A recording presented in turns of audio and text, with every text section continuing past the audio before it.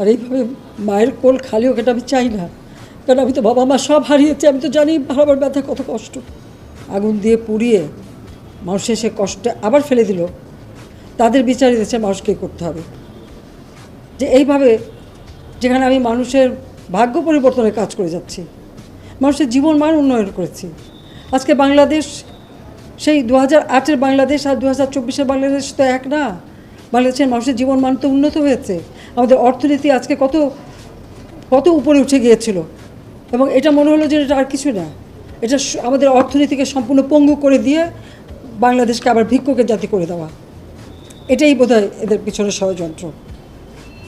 সেটাই হচ্ছে সবথেকে দুঃখজনক, যে দিন রাত অক্লান্ত পরিশ্রম করে বাংলাদেশটাকে যখন একটা জায়গায় নিয়ে আসলাম, আজকে সেখানে দেখি এই একদিকে জ্বালা পোড়া সব কিছু। ঠিক যে প্রতিষ্ঠানগুলি মানুষের সেবা দেয়, আজকে মেট্রো রেলে চড়ে মানুষ কত অল্প সময়ের মধ্যে সময় বাঁচিয়ে কর্মস্থলে পৌঁছাতে পারতো, আবার ফিরতে পারতো। সেখানে ছাত্ররা, চাকরিজীবী, সাধারণ মানুষ সবাই তো যেতে পারতো। সেই স্টেশনগুলি পুড়িয়ে এখন ট্রাফিক জ্যাম, মানুষের কষ্ট। আমি তো কষ্ট লাঘব করেছি, কিন্তু যারা এইভাবে আগুন দিয়ে পুড়িয়ে মানুষের সে কষ্টে আবার ফেলে দিল, তাদের বিচার দিচ্ছে মানুষকে করতে হবে। আমি খালি সকলের সহযোগিতা চাই। আর এইভাবে মায়ের কোল খালি হোক এটা আমি চাই না, কারণ আমি তো বাবা মা সব হারিয়েছি। আমি তো জানি হারাবার ব্যথা কত কষ্ট, কিন্তু সেই কষ্ট বুকে নিয়ে তো ফিরে আসতে এদেশের মানুষের জন্য। এখানে আমার তো কোনো চাওয়া পাওয়া নেই। আজকে অন্তত মানুষের ভাত কাপড়ের ব্যবস্থা, চিকিৎসার ব্যবস্থা, তাদের কাজের সংস্থা সবই তো করে দিচ্ছিলাম।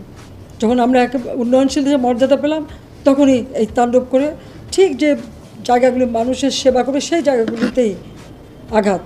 শিক্ষা প্রতিষ্ঠানে হল ভেঙে দেওয়া। সবচেয়ে দুর্ভাগ্য যে ভিসির বাড়িতে আগুন দেওয়া।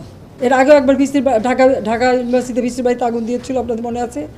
রংপুরে সেখানে আগুন দিয়েছে। ময়মনসিংহ কৃষি বিশ্ববিদ্যালয় থেকে শুরু করে বিভিন্ন জায়গায় এই তাণ্ডব চালিয়েছে। রাজশাহীতে এই তাণ্ডব চালিয়েছে। বিশ্ববিদ্যালয়গুলিতে সেশন জট ছিল। আমি সরকার আসার পর থেকে কোনো সেশন জট নাই। লেখাপড়ার মান উন্নত করা, যাতে এখান থেকে পড়ে আবার বিদেশেও পড়তে হবে, সেই ব্যবস্থাও করে দিয়েছি। কিন্তু তারপরেও কোটা সংস্কার আন্দোলন, কোটা তো আমি বাতিলই করে দিয়েছি। আমি আহ্বান করেছিলাম যে একটু ধৈর্য ধরো, হাইকোর্টে শুনানি হবে, হাইকোর্ট যে রায় দেয় না। তারপরেও এই আন্দোলন আমি আজকে এই যে এতগুলি মানুষের জীবনের ক্ষতি হলো, এতগুলি পরিবার ক্ষতি হলো, এর দায় দায়িত্ব কাদের?